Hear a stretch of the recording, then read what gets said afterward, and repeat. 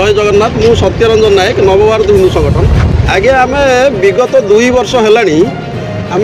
ओडिशार विभिन्न जिले में जिलापाल आपणकर एसपी महोदय को जाकि दाबीपत्र देचु कि ओडिशारू बांग्लादेशी रोहिंग्या मानक तुरंत चिन्हट करके हटा जाऊ गो हत्या बंद करा जाऊ कषईखाना जो गुड़ाक बेआईन भाव कषईखाना गुड़ाक बर्तमान ओडिशा रे खोली से टन टन मांस से रप्तानी होउची बाहर राज्य को से सब को बंद करा जाऊ किंतु कौन सी प्रकार विगत सरकार समय निया जाइतिला ना कि वर्तमान सरकार समय भी निया जाउची सेतिबाई आमे गत 18 तारीख दिन चंडीकोल छक आंदोलन करथिलु आज दानगदी मिलिटारी छक आंदोलन आमर आरंभ होईची ओडिशार विभिन्न स्थान रे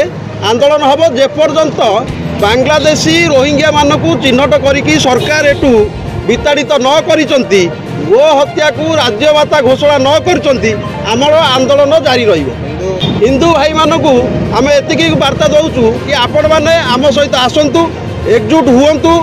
ओडिशारू बांग्लादेशी मानक आम गोड़े गोड़े विदा करवा एवं गो हत्या रोहिंग्या बांग्लादेशी को बंद हो आमर दाबी रही नवभारत हिंदू संगठन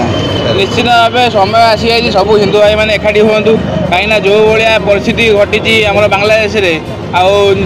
जेको जगार होटा जमी आगू आम सहित न हो आम सब एकजुट हो रहा आउ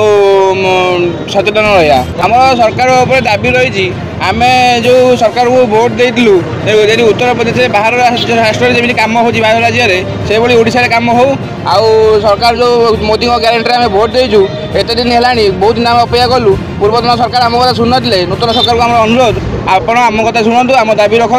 ओडिशा गो नूतन गो सुरक्षा आईन नि आना जाऊ आ रोहिंग्या बांग्लादेशी मानक चिन्हट कर ओडिशा बाहर करा जाऊ।